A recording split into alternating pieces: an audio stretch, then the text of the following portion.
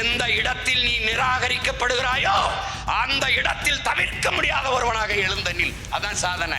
இப்ப தேர்தலில் நாங்க போட்டியிடுறோம்ல, எங்களை போட்டியிலே வைக்க மாட்டான். நீங்க வேணா குறிச்சு வச்சுக்கிறீங்க, எங்களை சேர்க்க மாட்டான். அது மும்முனை போட்டி, அந்த முனை போட்டி, எங்களை மற்றும் பலர் மற்றவையில வைப்பான். நீங்க வேணா நான் சொல்லிட்டு போறேன், இந்த தேர்தலில் இப்ப 26 தேர்தலில் பாருங்க, மற்றவையில தான் நாங்க இருப்போம். உங்க toilet cleaner bison toilet cleaner குவாலிட்டியை விட பெட்டர்னு நிரூபிச்சா உங்க மொத்த பணமும் ரீஃபண்ட். பைசன் டாய்லெட் கிளீனர் இப்போது 79 ரூபாயில். அது இது அப்படி இப்படின்னு எப்படி பார்த்தாலும் இதுதான் ஹிட்டான ஆஃபர். குறைந்த விலை, நிறைந்த தரம், தங்கள் தேவைகள் அனைத்தும் ஒரே இடத்தில். ஜெயச்சந்திரன். சௌராஷ்டிர அரசியல் இன எழுச்சி மாநாடு என்று அழைத்தார்கள். மாநாட்டிற்கு உள்ளே வந்தால் அப்போதான் தெரிகிறது இது செந்தமிழ் எழுச்சி மாநாடு. வரவேற்கிற தங்கை புரட்சி பாவலன் பாவேந்தருடைய வரிகளை பாடி, அதற்கு பிறகு வந்த தம்பி என் அன்பு மகன் அவன் தமிழிலே கவிதை பாடி வரவேற்பதை பார்க்கிற போது சௌராஷ்டிரா மாநாடா தமிழ் மாநாடா என்கிற ஐயம் வருகிறது. பேரன்புமிக்க எனது பெற்றோர்களே, உயிருக்கினியே என் உடன் பிறந்தார்களே, இங்கே நீங்கள் யார் என்பதும் நான் யார் என்பதும் முதலில் நாம் தெரிந்து கொள்ள வேண்டும். மண்ணில் உழவு தொழில் என்பது தொழிலாக பார்க்கப்படுவது இல்லை. அது உழவு தொழில் என்று சொல்லக்கூடாது. நெசவையும் தொழில் என்று சொல்லக்கூடாது. உழவும் நெசவும் மனித வாழ்வின் பண்பாட்டு கூறுகள். அது ஒரு கலாச்சாரம், அது தொழில் அல்ல. ஏன் உழவை தொழில் என்று சொல்லக்கூடாது என்றால், தாய் பிள்ளைக்கு உணவூட்டுவது எப்படி தொழில் இல்லையோ, பால் ஊட்டுவது எப்படி தொழில் இல்லையோ, அப்படி பூமி தாய் தன் பிள்ளைகளுக்கு உணவூட்டுவதும் தொழில் அல்ல. அது ஒரு கலாச்சாரம், அது ஒரு வாழ்க்கை முறை. அதுபோலதான் நெசவும். இந்த உழவும் நெசவும் ஒன்றோடு ஒன்று பின்னி பிணைந்தவை, பிரிக்க முடியாது இணைந்தவை. உழவு மானுட குலத்திற்கு உயிர் கொடுக்கிறது, உயிரை கொடுத்து காக்கிறது. நெசவு உடையை கொடுத்து மானத்தை காக்கிறது. உயிர் கொடுப்பவன் உழவன், மானம் காப்பவன் நெசவாளன். அந்த நெசவையும் உழவையும் செய்கிற மக்கள் மானுடத்தில் வச்சு போற்றுவதில்லை, தெய்வத்துக்கு நிகராக வச்சு போற்றுகிறார்கள். அப்படிப்பட்ட பெருமக்கள் எல்லாம் அமர்ந்திருக்கிறீர்கள். நெசவு குடும்பத்தில் பிறந்தவர்களுக்கு உழவு குடும்பத்தில் பிறந்தவன் வாழ்த்த வந்திருக்கிறேன். உங்கள் உரிமைக்காக உணர்வை மதித்து உங்களோடு நிற்க வந்திருக்கிறேன். நாங்கள் யார், நான் யார் என்பதை நீங்கள் அறிந்து கொள்ள வேண்டும். இங்கே பேசிய என் அன்பிற்கினியவன் என்னை சொன்னான், அரசியல் அதிகாரமற்ற தாய் நிலத்திலேயே அரசியல் அதிகாரமற்று தாய்மொழியை சிதைய கொடுத்து உணர்வை இழந்து உரிமைகளை இழந்து அடிமைப்பட்டு வாழ்ந்து கொண்டிருந்த ஒரு இனத்தின் பிள்ளை நான். என்றைக்கு ஒரு இனம் முழுமையான விடுதலை அடையும், அது என்றைக்கு ஒரு நாடு அடைகிறதோ அன்றுதான் அந்த இனம் முழுமையான விடுதலையை அடையும். 26,000 மக்கள் தொகையை கொண்ட ஒரு இனம் விடுதலை பெற்று நாடு பெற்று பெருமையோடு வாழ்கிறது, தன் மொழியை, கலையை, இலக்கியத்தை, பண்பாட்டை காத்து. சேர்பியாவிலிருந்து கொசவா பிரிகிற போது வெறும் 10 லட்சம் மக்கள் தான், 10 ஆண்டு கால போராட்டம் தான், தனி நாடு. தெற்கு சூடான் மிக குறுகிய எண்ணிக்கையில் உள்ள மக்கள் விடுதலை பெற்று, இப்படி சின்ன சின்ன இனங்கள் எல்லாம் விடுதலை பெற்று வாழ்கிற போது உலகின் முதல் மொழி தமிழ், முதல் மாந்தன் தமிழன், உலக மொழிகளின் தாய் தமிழ். இதை ஒரு தமிழன் சொன்னால் அது பெருமைக்கு பேசுவதாகப்படும். ஆனால் உலகில் எல்லா மொழியில் ஆய்வறிஞரும் வரலாற்று ஆய்வறிஞர்களும் ஆய்விலே நிறுவுகிறார்கள், அப்படிப்பட்ட ஒரு இனத்தின் மகன். உலகில் 13 கோடி மக்கள் பரவி உலகெங்கும் நிறைந்து பறந்து வாழ்ந்தாலும் தமிழர்கள் வாழாத நாடு கிடையாது. ஆனால் தமிழனுக்கென்று ஒரு உள்ளங்கை அளவு நாடு கிடையாது. நாடு இல்லாத இனம், தன் மொழியை இழக்கும், கலையை இழக்கும், பண்பாட்டை இழக்கும், வழிபாட்டை இழக்கும், தொன்று தொட்ட வேளாண்மை இழக்கும், தன்னுடைய அரசியல் வலிமை இழக்கும், அதனால் இனத்தை இழக்கும், நாட்டை இழக்கும். இப்படிதான் வரலாறு. அந்த நிலையில் 50,000 ஆண்டுகளுக்கு மூத்த ஒரு இனத்தின் மகன், சேர சோழ பாண்டியர் என்று மூவேந்தர்கள் கட்டி ஆண்ட ஒரு இனத்தின் மகன், உலகின் மிகப்பெரிய வல்லரசை, ஒரு பேரரசை நிறுவிய பெரும்பாட்டன் ராஜராஜ சோழன், அவன் மகன் அரசேந்திர சோழனுடைய பிள்ளைகள். நீங்கள் பார்க்கிறீர்கள், சிலப்பதிகாரம் என்றது வெறும் காப்பியமாக புனையப்பட்டதில்லை என் அன்பு சொந்தங்களே. சோழ நாட்டில் பிறந்து பாண்டிய நாட்டில் இறந்து சேர நாட்டில் தெய்வமாகி போன ஒரு காப்பிய நாயகியை 3 பேர் அரசுகளையும் ஒன்றிணைக்க வேண்டும் என்று உருவாக்கப்பட்ட காப்பியம்தான் சிலப்பதிகாரம். அப்படி அருண்மொழி சோழனும் அரசேந்திரன் உலகில் பல்வேறு நிலப்பரப்புகளை வென்று 3வது பெரிய பேரரசை நிறுவினார்கள். சிக்கல் என்ன நேர்ந்தது? அந்த நாட்டை நிலப்பரப்பெல்லாம் வென்றவர்கள் நம்முடைய கொடியை, எங்களுடைய கொடியை, புலிக்கொடியை ஏற்றினார்களே ஒழிய எங்களை, தன் இன மக்களை குடியேற்றவில்லை. அதான் அங்கு நடந்த சிக்கல். தங்கள் இனத்திற்கென்று ஒரு தனித்த நாடு வேண்டும் என்ற எண்ணம் அவர்களுக்கு இருந்ததில்லை. இதனால் இவ்வளவு பெரிய இலக்கிய வளமை, செழுமை கொண்ட ஒரு தொன்மை மொழி சிதைந்து சங்கம் வைத்து தமிழ் வளர்த்தவன் மூவேந்தர்களில் பாண்டியன், பாண்டிய மன்னன். அந்த சங்கம் வைத்து தமிழ் வளர்த்த மதுரையில் தான் நாம் நின்று கொண்டிருக்கிறோம். ஆனால் தமிழ் இருக்கிறதா என்று நீங்கள் சிந்தித்து பார்க்க வேண்டும். இந்த சூழலில் நம் முன்னவர்கள் செய்த பிழையை நாம் செய்துவிடக்கூடாது. நமக்கென்று இந்த பூமி பந்தில் ஒரு தேசம் வேண்டும் என்ற கனவோடு ஒடுக்குகிற தேசிய இனத்திடமிருந்து ஒடுக்கப்படுகிற தேசிய இனம் பிரிந்து செல்ல விரும்புவது தன்னுரிமைங்கிறான் புரட்சியாளர் லெனின். அந்த தன்னுரிமையை போராடி பெற வேண்டியது ஒவ்வொரு தேசிய இனங்களின் பிறப்புரிமைங்கிறான். அந்த பிறப்புரிமையை கேட்டு, தமிழீழ தாயகத்தை கேட்டு ஒரு புரட்சிகர போராட்டத்தை முன்னெடுத்தான் எங்கள் உயிர் தலைவன் மேதகு பிரபாகரன் அவர்கள். தமிழர்களுக்கு என்று ஒரு தனித்த தாயகம், அது பெரிதோ சிறிதோ, இந்த பூமி பந்தில் தனித்த தாயகம் வேண்டும். அதற்கு விலை தலையே ஆனாலும் தர தயார் என்று களத்திலே நின்றான். அந்த விடுதலை போராட்டத்தை பிரிவினைவாதம், தீவிரவாதம், பயங்கரவாதம் என்று பழி சுமத்தி எங்கள் கண் முன்னே அளித்தார். அந்த நேரத்தில் தான் என் அன்பு சொந்தங்களே, உங்கள் பிள்ளைகள் நாங்கள் உணர்ந்தோம். நானும் சரி, என் தம்பி ஆனந்தும் சரி, என் அன்பு தம் மகன் பிரசாத்தும் சரி, இங்கே நிற்கிற எங்கள் பிள்ளைகள் எல்லோரும் உணர்ந்தோம். இந்த அரசியல் நமக்கானது இல்லை, இந்த அதிகாரம் நமக்கானது இல்லை. இது நம் மொழியையோ, நம் இனத்தையோ, நம் மண்ணையோ, நம் வளத்தையோ, மக்களின் நலத்தையோ பாதுகாக்காது என்ற முடிவுக்கு அன்றுதான் வந்தோம். இது நம் சாவை சகித்துக் கொள்கிறது, நம் ரத்தத்தை ருசிக்கிறது, நம் இனத்தின் பிணத்தின் மீது நாற்காலி போட்டு பதவி அனுமதிக்கிறது. இவர்கள் நமக்கானவர்கள் அல்ல, இந்த அரசியல் நமக்கானது அல்ல என்ற முடிவுக்கு அன்றுதான் வந்தோம். ஆனால் முடங்கி கிடக்கவில்லை மூலையிலே. என் தங்கை பாடியது போல, வலியோர் சிலர் எளியோதமை வதகையே புரிகுவதா, மகராசர்கள் உலகாளுதம் நிலையாள்மன் நிலைவா, உலகால உனது தாய் மிகு உயிர்வாதை அடைகிறார், உதவாதினி ஒரு தாமதம் உடனே விழி தமிழா என்று எங்களை எழுப்பினான் ஒரு பாவலன். பண்டை பெரும்புகள் உடையோமா இல்லையா, பாருக்கு வீரத்தை சொன்னோமா இல்லையா, எண்டிசை வாய்மையால் ஆண்டோமா இல்லையா, எங்களுக்கு இங்குற்ற நரிகளால் தொல்லையா என்று உசுப்பினான். கிளர்ந்து எழுந்தோம். பூட்டிய இரும்பு கூட்டின் கதவு திறந்தது. சிறுத்தையே வெளியே வா, எளியன உன்னை இகழ்ந்தவர் நடுங்க புலியன செயல் செய்ய புறப்படு வெளியே. அப்படி வெளியே வந்தவர்கள் நம்பினை பகலினை நல் இருள் என்று சிம்புட் பறவையே சிறகை விரி, எழு சிங்க இளைஞனே திருப்பு முகம் திறவிழி என்றான். திறந்தோம், எழுந்தோம், கிளர்ந்தோம், ஒன்றிணைந்தோம். என்ன செய்தோம்? இவன் எப்படி நம்மளை கூறு போட்டான், சாதி மதங்களாக பிரித்தான், பிளந்தான். சிறு சிறு குழுக்களாக இருந்ததால் அரசியல் வலிமையை, அதிகாரத்தை பெற முடியவில்லை. அவன் என்ன செய்யறது? ஒரே அடையாளம், நீ என்னவாக இரு, ஆனால் மொழியால் இனத்தால் தமிழனாக இரு என்று கிளர்ந்து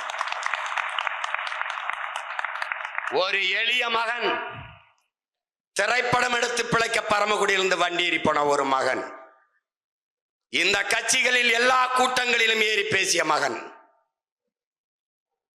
சாதாரண மகன் வீழ்த்தப்பட்ட இடத்தில், எந்த இடத்தில் வீழ்ந்தோம் என்று பல்லலட்சக்கணக்கான என் இனத்தின் பிணத்திற்கிடையே பிரசவிக்கப்பட்ட பிள்ளைகள் நானும் என் தம்பி தங்கைகளும்.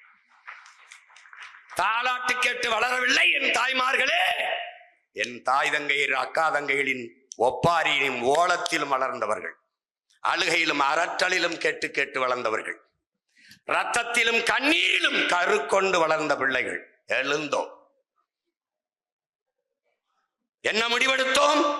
என் மூச்சு காற்றை நானே சுவாசிப்பது போல, என் உணவை நானே எடுத்து உண்பது போல, என் உரிமையை, என் விடுதலையை நானே போராடி பெறுவது. என் பயணம் என் கால்களை நம்பித்தான். அடுத்தவன் கால்களை நம்பி என் பயணம் இருக்கக்கூடாது என்று முடிவெடுத்து ஒரு அரசியல் இயக்கத்தை தொடங்கினோம். சிரித்தார்கள். சினிமா எடுக்கிற சின்ன பையன் சீமான்லாம் கட்சி ஆரம்பிச்சுட்டான்னா. முதல்ல 2016 போட்டியிட வருகிற போது 234 பேர் இருக்கிறார்களா என்று கேட்டார்கள்.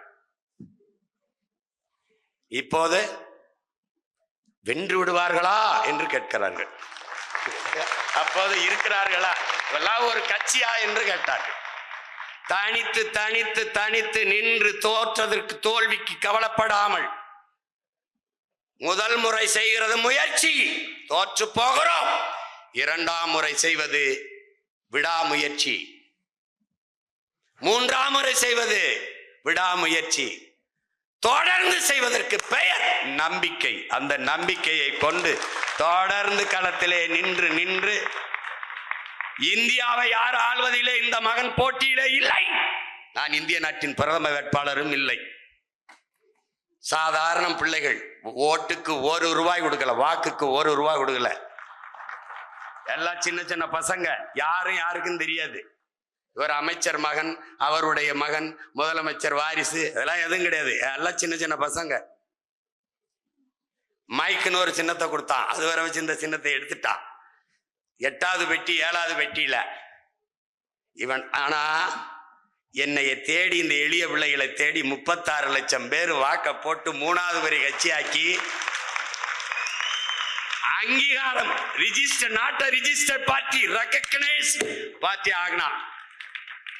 பதிவு செய்யப்பட்ட கட்சி அல்ல, அங்கீகரிக்கப்பட்ட கட்சி நாம் தமிழர் கட்சி என்பதே ஆகினா. அது எப்படி? இழந்து விட்ட மக்கள், அரசியல் அதிகாரத்தை இழந்து விட்ட மக்கள், அதிகாரமற்ற அவன் நிலத்திலேயே அடிமையாக வாழ்கிற மக்கள், அவனுக்குத்தான் உரிமையை கேட்டு போராடுகிற மக்களின் உணர்வும் வலியும் தெரியும். அதனால்தான் உங்கள் மகன் உங்களுக்காக காலையில் இருந்து இதே இந்த மாநாட்டிற்காக ஒரு நாளை ஒதுக்கி, ஒவ்வொரு மணித்துளியும் எனக்கு உயிர் துளி. தேர்தல் நேரத்தில் உங்களுக்காக வந்தேன் என்றால், இழந்தவனுக்குத்தான் இழப்பின் அருமை தெரியும், வலி அடிபட்டவனுக்குத்தான் வலி தெரியும். அப்படி வழி உணர்ந்து நிற்கிற எனக்குத்தான் உங்களின் மொழியும் வலியும் தெரியும்.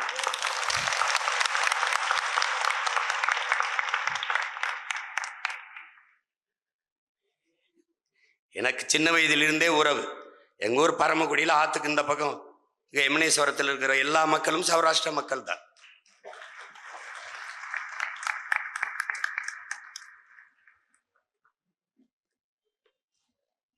நாங்கள உறவு வைத்து எங்களுடைய அரிசி, காய்கறி, முருங்கைக்காய் எல்லாம் எங்கள் வீட்டில் கொடுப்போம். அவங்க நாங்கள் முதலாளி தான் கூப்பிடுவோம். எங்கள் செல்லம்மா என்னை மருமகனைன்னு தான் கூப்பிடுவாப்புல.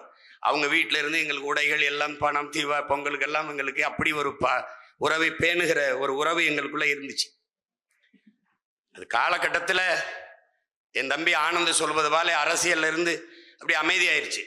உங்களுக்கு தெரியுமா என் உடன் பிறந்தார்களே, பேரன்பு மிக்க என் பெற்றோர்களே, SR ராதா அவர்கள், நான் சின்னவனா 2010 கட்சி ஆரம்பிச்ச போது என்னுடைய அப்பா பேராசிரியர் மணி அவர்கள் மூலமாக என் தம்பி ஆனந்துக்கு தெரியும். தொடர்புல என்னோட பலமுறை அலைத்தொடர்புல பேசி எனக்கு ஆலோசனை கொடுத்து என்னை வாழ்த்தினார்கள், நீ நன்றபடியாக வர வேண்டும் என்று.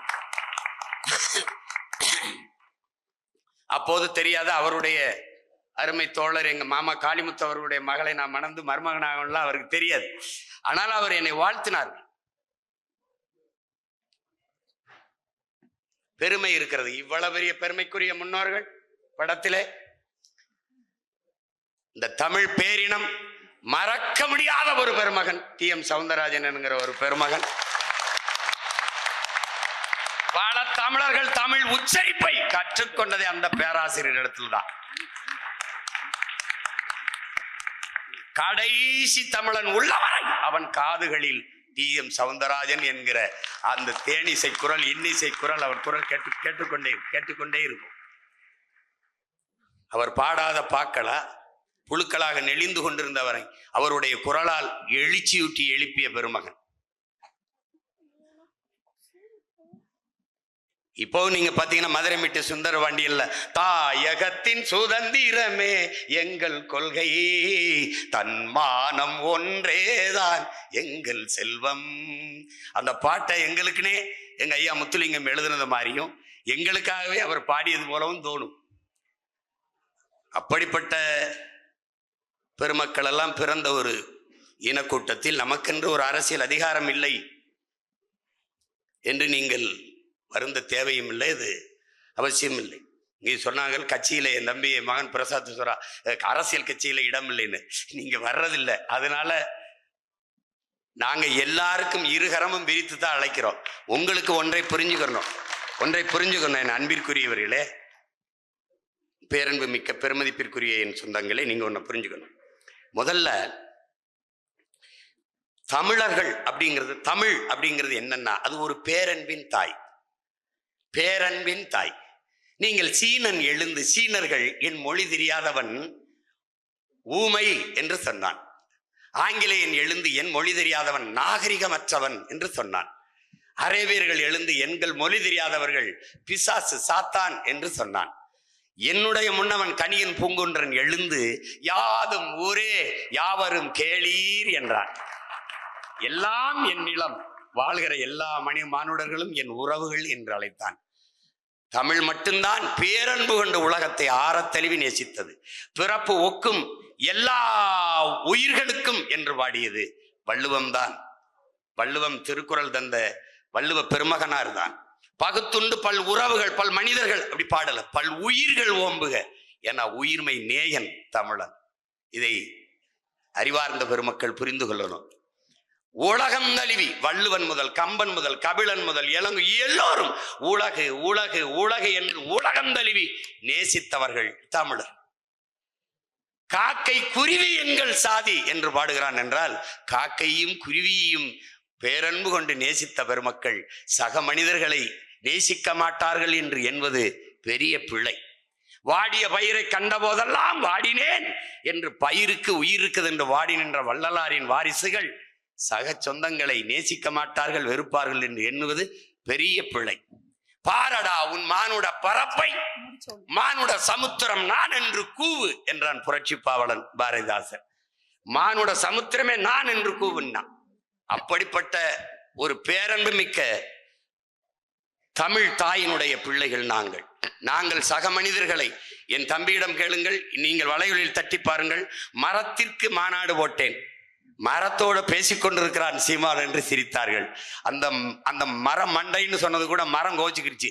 டேய் எனக்கு அறிவு இருக்குடா, உங்களுக்கு தான்டா ஒன்றும் இல்லை, நீங்க திட்டும் போது ஏன்டா என் பேரை சொல்றீங்கன்னு கூட. நீங்க எல்லாம் கவனிங்க, மரம் என்றால் என்னவென்று தெரியாதவர்களை எப்படி நீங்கள் ஏற்கிறீர்கள்? மரத்திற்கு மாநாடு போட்டேன், ஆடு மாடுகளுக்கு மாநாடு போட்டேன், மலைக்கு மாநாடு போட்டேன், ஆற்றுக்கு மாநாடு போட்டேன், கடலுக்கு மாநாடு போட்டேன், தண்ணீருக்கு மாநாடு போட்டேன். ஆடு மாடு புல்லு பூண்டு நாய் நரி கொக்கு குருவி காடு மலையெல்லாம் நேசிக்கிற இந்த பிள்ளைகள் சக உறவுகளை நேசிக்க மாட்டோம் என்று நீங்கள் நினைப்பது எப்படிப்பட்ட பிள்ளை? வந்தேரிகள் என்ற சொல்லை ஒருபோதும் தமிழின பிள்ளைகள், குறிப்பாக நாம் தமிழர் பிள்ளைகள் உச்சரிக்க மாட்டார்கள். எங்கள் மீது இருக்கிற காழ்ப்புணர்ச்சி எங்களை வந்தேரி என்று சொல்லிவிட்டார்கள், வந்தேரி என்று சொல்லிவிட்டார்கள். அப்படி என்றால் வந்தவரையெல்லாம் வாழ வைக்கும் தமிழகம் என்ற பெருமை மிக்க சொல்லும் இங்குதான் இருக்கிறது. நான் கூட கேட்டேன், வந்தவரையெல்லாம் வசதியாக வாழ வைத்த நாங்கள் சொந்த உறவுகளை இதே நிலத்தில் அகதியாக வாழ வைத்தோம். நாங்கள் புலம்பெயர்ந்து போய் ஐரோப்பிய நாடுகளில் எல்லாம் வாழ்கிறோம். அந்த நாடுகள் எங்களை வந்தேரிகள் என்று எண்ணவில்லை. நார்வேயோ ஸ்வீடனோ டென்மார்க்கோ ஜெர்மனோ பிரான்ஸோ அல்ல சுவிஸோ பிரிட்டனோ ஆஸ்திரேலியாவை எல்லா நாடுகளும் அப்படியே தன் நாட்டு குடிகளாக எங்களை குடியுரிமை கொடுத்து ஏற்றுக்கொள்கிறார்கள் என்றால் எங்களை வந்தீர்கள் என்று அவர்கள் சொல்லவில்லை. அந்த இனத்தின் பிள்ளை எப்படி இன்னொரு இனத்தை வந்தீர்கள் என்று சொல்வோம். அது ஆகாதவர்கள் சீமான் வளர்ந்து விடுவானோ வந்து விடுவானோ, தமிழர் என்று பேசுகிறானே அப்படி என்று நினைக்கிறது. அப்படி இல்லை, அப்படி இல்லை. நீங்கள் எப்படி அரசியல் அதிகாரம் கேட்டு அங்கீகாரம் கேட்டு நீங்கள் போராடுகிறீர்களோ அப்படி போராடி கொண்டிருக்க பிள்ளைதான் நாங்களும். எங்களுக்கும் இல்லை, நீங்க நினைக்கிறது இல்லை நாங்க இது தமிழ்நாடு, தமிழனுக்கு அதிகாரம் இருக்குன்னு. ஐயோ, சத்தியமா கிடையாது. அதை நீங்க தெரிஞ்சுக்கணும். நீங்களாவது இவ்வளவு கூட்டமா இருக்கிறீங்க, நாங்க ஒத்தையா இருந்து சின்ன சின்ன பசங்களா இருந்து போராடிட்டு இருக்கோம். உங்களுக்கு புரியுதா? இங்கேயாவது பாருங்க, இவ்வளவு பெரியவங்க இருக்காங்க. எங்க இதுல உட்காருக்கும் போது நான் மட்டும்தான் பெரிய ஆளா இருப்பேன், எல்லாம் சின்ன சின்ன பசங்க. சொல்லுங்கடா டேய், எங்க அவன் எங்க நின்னு எங்கடா நம்ம ஆளுங்க இங்க இருக்கான் பாருங்க, இவன் தான் எங்கள்ல பெரிய ஆளு, பாத்துக்கிறங்க. அதனால நாங்க எப்படி சொல்றது, புறக்கணிக்கப்பட்ட நிராகரிக்கப்பட்ட இனத்தின் மக்கள். அதுல என்ன நாங்க முடிவெடுக்கிறோம், எந்த இடத்தில் நீ நிராகரிக்கப்படுகிறாயோ அந்த இடத்தில் தவிர்க்க முடியாத ஒருவனாக எழுந்தனில். அதான் சாதனை.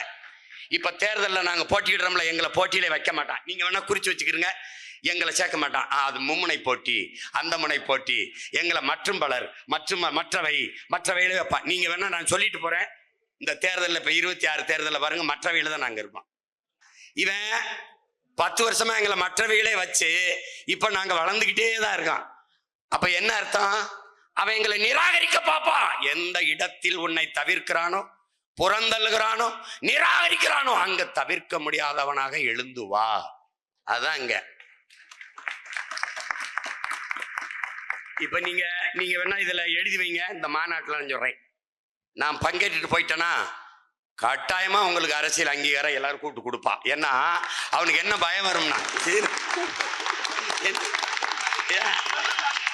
என்ன பயம் வரும்னு கேளுங்க, என்னன்னு கேளுங்க. இருங்க முடிச்சுக்கிறேன். என்னன்னு கேளுங்க, நான் வரலைன்னா நம்ம கொடுத்தாலும் கொடுக்கலைனாலும் நமக்கு போட்டுருவாங்க. ஆனா இப்போ எல்லாரும் சீமானுக்கு போட்டுருவாங்கன்னு பயந்து என்ன பண்ணுவான், அவ கொடுத்துருவான். ஏய் மொத்த பேரும் சீமானுக்கு போட்டுற போறாங்கப்பா. அவன் வேற, என் தம்பிக்கு 2021லயே சீட்டு கொடுத்தேன். நான் அவனுக்கு சீட்டு கொடுத்துருக்கதே ரொம்ப பேருக்கு தெரியாது. நான் போய் சௌராஷ்டிரா மக்களுக்கு சீட்டு கொடுத்துருக்கேன், தயவு செய்து போடுங்க அப்படியே சொல்ல முடியும்? எங்களை ஏன்னு கேளுங்க, கட்சியாவே அவங்க டிஎம்கே ஏடிஎம்கே, திமுக அதிமுக 2 இல்ல பாரதிய ஜனதா காங்கிரஸ், இது கொடுத்துருக்கா கொடுக்கல. அப்ப எங்களை கட்சியில கணக்குல சேர்க்கல. இதுக்கு முன்னாடி நீங்க மாநாடு போட்டிருப்பீங்க, என்னைய கூப்பிட்டீங்களா? கூப்பிடல. ஏன்னா எனக்கு தெரியல.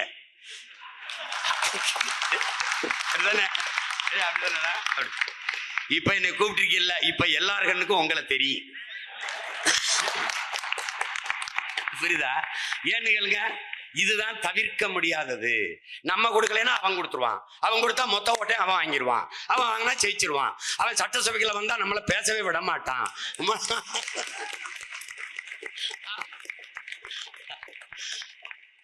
அவன் கேள்வி கேட்பான், நம்மகிட்ட பதிலே சொல்ல முடியாது. நம்மளை பேச விட மாட்டான், அவன் கேள்வியா கேட்பான், பயப்படுவான். இப்ப புரியுதா? அதுதான் பிரச்சனை. அப்போ சண்டை போடணும், யாரை முன்னாடி வச்சு பாடணும்னு முடிவு பண்ணி பாடணும். அதான் இங்க இருக்கிறது. இப்ப அந்த இதுல நம்ம இதை புரிஞ்சுக்கணும். இப்ப நாங்க பல்வேறு நாடுகள்ல நாடை இழந்து போய் வாழ்கிற நாங்கள் அப்படி பாக்குறது இல்லை. வரலாறு எங்களுமே, நீங்க தமிழர் இன வரலாற்றை நீங்க என் அன்பு சொந்தங்கள் நீங்க ஆய்ந்து படித்தீங்கன்னா, எந்த இன மக்களையும் அடிமைப்படுத்தி ஆண்டார்கள், கொடுமைப்படுத்தினார்கள் என்று ஒரு சிறு செய்தி கூட நீங்க படிக்க முடியாது. ஏன் அறம் சார்ந்து வாழ்ந்த மறவர்களின் கூட்டம் இது. நீங்களே பாருங்களேன், காவிரியில நமக்கு தண்ணி தரல, அது என் மாநிலத்தின் பிறப்பு உரிமை. என என் நிலத்தின் வளத்தை நீங்கள் எல்லோரும் எடுத்துக்கொண்டு சொல்கிறீர்கள். நரிமணம், பெட்ரோல், நெய்வேலி பழுப்பு நிலக்கரி, நீங்க மீத்தேன், ஈத்தேன் எல்லாவற்றையும் எடுத்துக்கொண்டு சொல்கிற நீ உன்னுடைய நீர்வளம் உனக்கே என்று சொல்கிறாய். அப்ப காவிரி நதிநீர் உரிமை உனக்கே, முல்லை பெரியாற்று உரிமை கேரளாவுக்கே என்றால் என்னுடைய பழுப்பு நிலக்கரி, என் நிலத்தின் வளம் எனக்கே என்ற முடிவை நம்ம எடுக்கல. நீங்க நல்லா கவனிச்சுக்கணும். தமிழ்நாட்டில் இருக்கிறதெல்லாம் பொதுமையாக இருக்கும், அவனவன் நிலத்தில் இருக்கிற வளம் அவனுக்கு மட்டுமே இருக்கும். இங்க இருக்கிறது சிக்கலை பார்க்கணும். அப்ப நம்ம கேட்கும் போதெல்லாம் அடித்து விரட்டுவான்.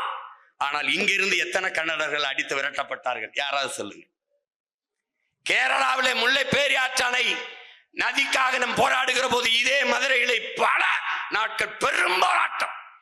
பள்ளிக்கூடத்துக்கு சென்று வந்த நம் தங்கையை மேலாடையை கலட்டி மார்பிலே முகத்தை வைத்து தேய்த்து தன்படம் எடுத்து வெளியிட்டான் ஒருவன். என் நினைவில் எப்படி பதிஞ்சிருக்கு பாருங்க.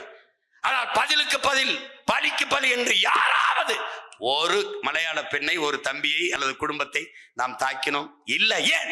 மாண்பு, தமிழனுடைய மாண்பு. பல்லாயிரக்கணக்கான நம் தமிழ் பெண்களை சிங்கள ராணுவ வீரர்கள், சிங்களர்கள் வன்புணர்வு செய்து கற்பழித்து கொலை செய்தார்கள். நம்மிடத்தில் ராணுவம் இருந்தது, படை இருந்தது, துப்பாக்கி இருந்தது. பதிலுக்கு பதில், பலிக்கு பலி என்று ஒரு சிங்கள பெண்ணின் தாவணியை கூட, நிழலை கூட தொட்டதில்லை. ஏன்? தமிழனின் மாண்பு. இங்கே நாள்தோறும் வன்புணர்வு, கற்பழிப்பு, கள்ளச்சாராயம். காட்டுக்குள்ளே தான் வாழ்ந்தான் வீரப்பன். ஒரு பெண்ணையும் கடத்தி கொண்டு வன்புணர்வு செய்தான் என்று செய்தி நீங்க படிக்கல.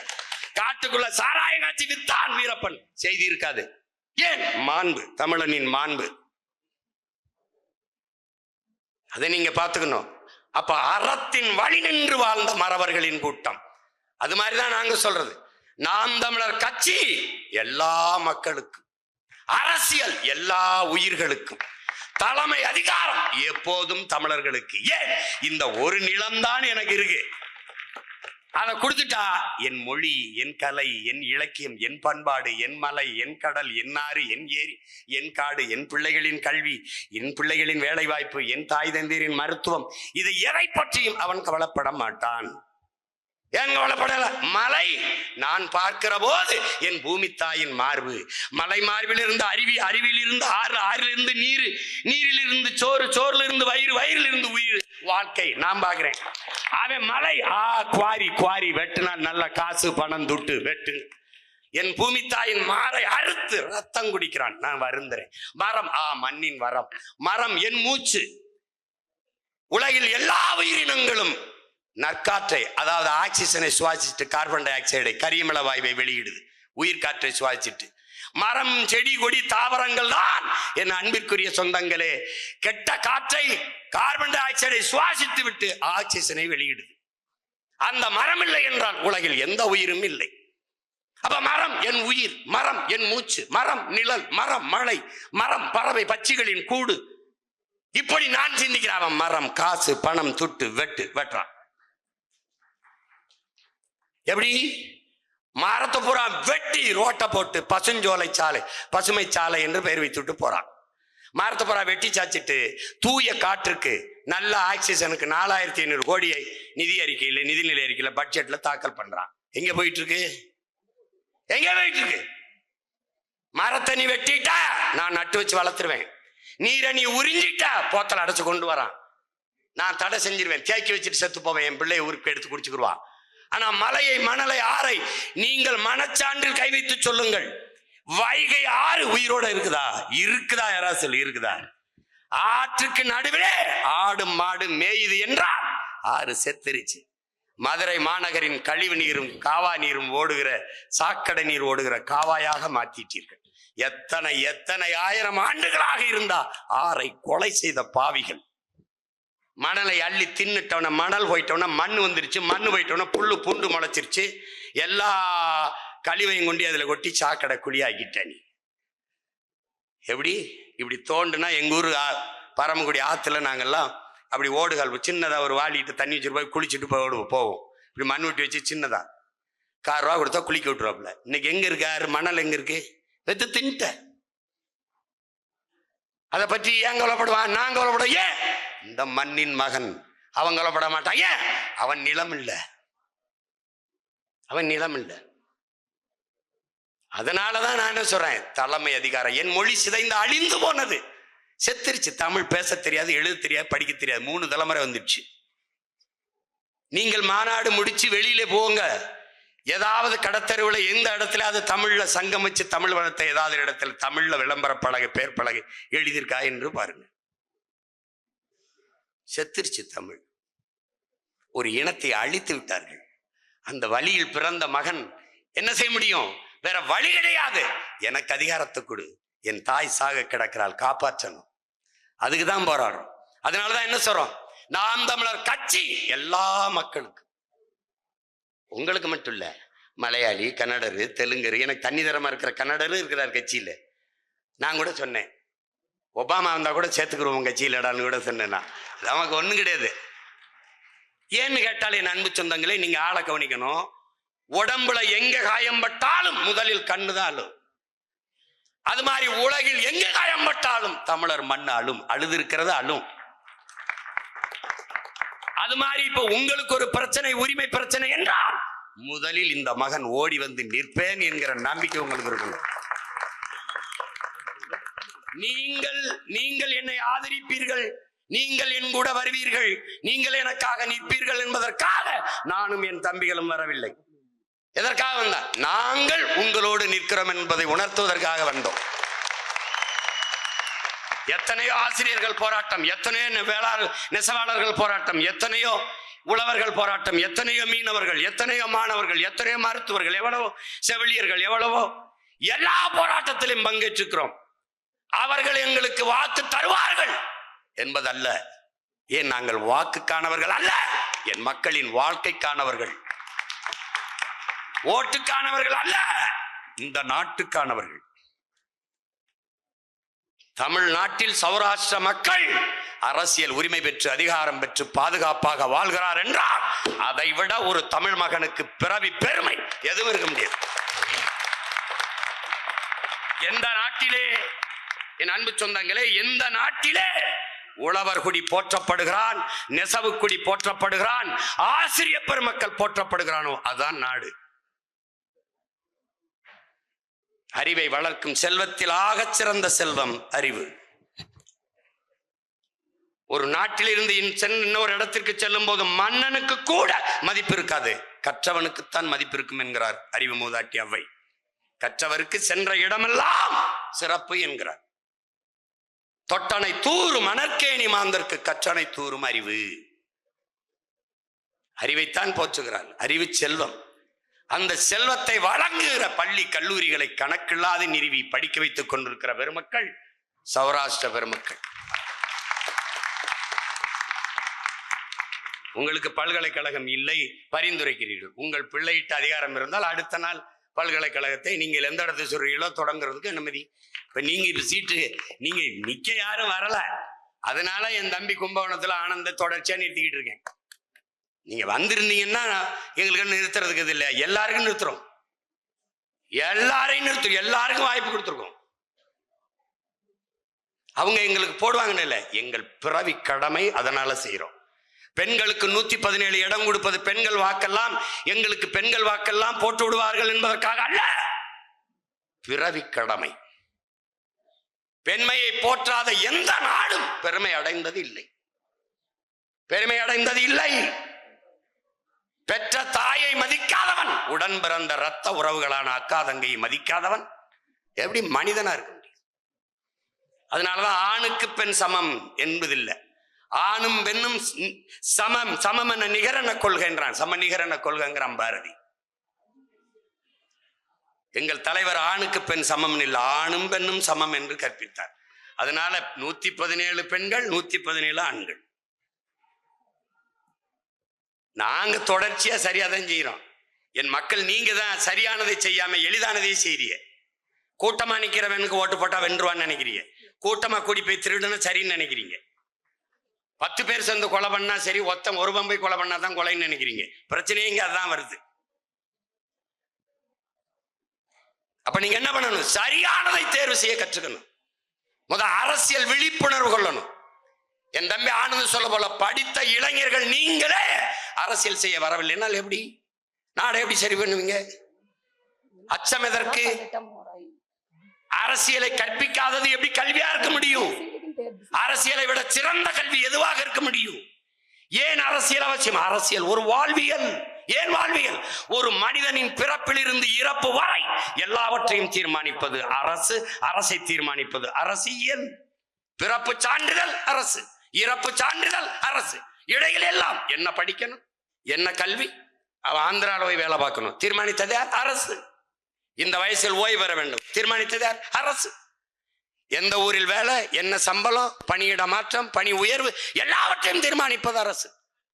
உன் வாழ்வில் எல்லாவற்றையும் முடிவெடுப்பது அரசு. அந்த அரசை முடிவெடுப்பது அரசியல். அந்த அரசியலை முடிவெடுக்க வேண்டியது உன் கடமை, என் கடமை, நம் கடமை. நீ வரிசையில் நின்று வாக்கு செலுத்துவது மட்டும்தான் அரசியலா? வாழ்க ஒழிக கோஷம் மட்டும்தான் அரசியலா? இல்லை. உன் வாழ்க்கையை 5 ஆண்டுக்கு ஒரு முறை தீர்மானிக்கிற தலைவனை தேர்வு செய்கிற அரிய வாய்ப்பு, அதுதான் அரசியல். அரசியல் வேண்டாம் என்று நீங்கள் விலகி நின்றால் வானமே இல்லாத பூமியில் வாழப் போகிறேன் என்பது எப்படி வேடிக்கையானதோ அப்படி வேடிக்கையானது. ஒரு மனிதனின் உடலில் இருந்து உயிரை பிரிப்பதும் அவன் வாழ்வில் இருந்து அரசியலை பிரிப்பதும் ரெண்டும் ஒன்றுதான். அதனால் படித்த இளைஞர்கள், தங்கைகள், தம்பிகள் துணிந்து முன்வர வேண்டும். களம் இதோ உங்கள் முன்பு பிறந்தவன், உங்களுக்கு முன்னால் நிற்கிறேன், இருகரமும் விரித்து எத்தனை பேர் வேண்டாலும் வர வேண்டும். கட்சியில் பொறுப்பில் எல்லாருக்கும் பொறுப்பு கொடுத்திருக்கு. அப்ப நீங்க எங்க வாய்ப்பு இருக்கோ அங்க வரணும். அதை விட்டு அந்த கட்சி கொடுக்குமா, இந்த கட்சி கொடுக்குமா, அந்த கட்சி கொடுத்தா தான் ஜெயிக்க முடியும், அப்படி இல்ல. ஜெயிக்கிற பக்கம் நிக்க வேண்டும் என்று நினைப்பவன் அல்ல வீரன். தான் நிக்கிற பக்கத்தை ஜெயிக்க வைக்கிறவன் எவனோ அவனே வீரன். அப்ப நீங்க சரியானதை செய்ய பழகுங்கள். எது சரி, எவன் வந்தால் நாடு சரியா இருக்கும். நான் மட்டும் நல்லா இருப்பதல்ல, நாடே நல்லா இருக்கணும். யார் வந்தால் நல்லா இருக்கும்.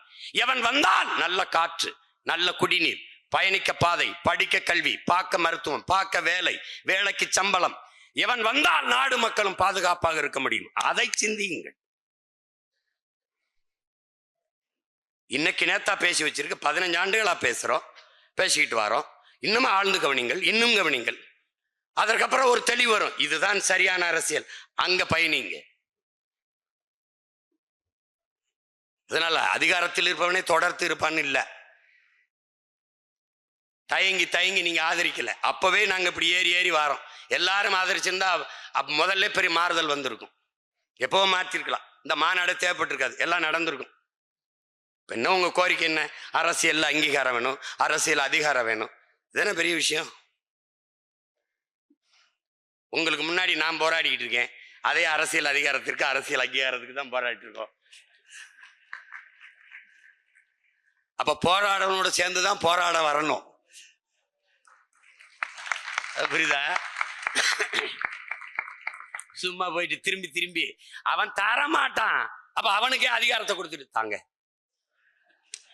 எப்படி மாநில அரசு என்ன செய்யும்? எல்லா வரியும் அவனுக்கு கட்டிரும். மத்திய அரசு, இந்திய அரசு, இந்திய ஒன்றிய அரசுக்கென்று வருவாய் பெருக்கத்துக்கு ஒன்றும் இல்லை. உங்களுக்கு நான் சொல்லி தெரிய வேண்டியதில்லை, எல்லாம் கற்றறிந்தவர்கள். ஒன்றும் இல்லை. மாநில அரசுகளின் நிதி தான் மத்திய அரசின் நிதி. இவன் மொத்தமாக கொடுத்துருவான். சரக்கு மற்றும் சேவை வரி எல்லா வரியும் கொண்டு போய் விட்டுருவான், கூச்சி வச்சுக்கிடுவான். பேரிடர் காலங்களில் ஒரு 500 கோடி கொடுங்களேன். மத்திய அரசு நம் கேட்ட நிதியை தராது, அதனால் நம்ம ரொம்ப வாத்தியார்களுக்கு சம்பளம் போட முடியவில்லை. எப்படி இருக்கு பாருங்க. நான் கூட கேட்டது, கவர்மெண்டா கந்துவட்டி கிடையாடா, எல்லாத்தையும் எடுத்துக்கிட்டு வச்சுட்டு கேட்டா தரமாட்டேங்கிறாங்க. அவன் எடுத்துக்கிட்டு தரமாட்டான். அது மாதிரி நீங்க எவனுக்கு வாக்கு செலுத்தி வலிமையை கொடுத்த அரசியலை அதிகாரத்தை கொடுக்கிறீங்களோ அவன் இதுவரை தரவில்லை. அப்ப என்ன பண்ணணும்? தருகிற ஒரு அதிகாரத்தை நீங்க நிறுவனம். அதான் இங்க இருக்கிறது. இப்ப இதுவரை எத்தனை பேர் வந்து பேசிட்டு போயிருப்பாங்கல்ல. இப்ப இந்த பேச்சு எங்க போகுது, எப்படி வருது, எப்படி வேலை செய்யுது. இந்த மாநாட்டுக்கு தலைமையேற்றவர் யாரு, அவர் எப்படி உங்களுக்கு தெரியும், அவரை எப்படி கூட்டிட்டு வந்தீங்க, இனிமேதானே உங்களுக்கு இருக்கு தொல்லை. அவன் எப்படி வந்தான், ஏன் வந்தான், என்ன அவனை எப்படி பேச விட்டீங்க, இந்த மண்டபத்துக்காரருக்கு எப்படி மாநாட்டுக்கு அவருக்கு அனுமதி கொடுத்தீங்க, என்ன இதான் நடந்திருக்கு, இதுதான் நடக்கும். நடந்தது, நடவாது, இறந்தது, இரவாது அனைத்தும் நாம் அறிவோம். அது மாதிரி நீங்க பாத்தீங்கன்னா எதை திறந்தாலும் சீமான் சீமான் சீமான் கத்துவான். அப்ப கூட நான் சொல்ல, பாடும் பரம்பொருள் சிவன் அல்ல, இப்ப சீமான் தான், அவன் பேரன் சீமான் தான், பேசிக்கிட்டே இருப்பான். அது மாதிரி இப்ப இதுக்கு கடுமையா வேலை செய்யும். ஏங்க அவங்களுக்கு சீட்டு கொடுக்க மொத்த பேர் சீமானுக்கு போட்டு விட்டுற போறாங்க. அப்ப 2-3 தொகுதி மொத்தமா தோத்து போயிருவோம்ங்க அப்படின்பா. அதனால இந்த மாநாடு வெற்றி தான். என்ன? சௌராஷ்டிரா அரசியல் எழுச்சி மாநாடு வெற்றி.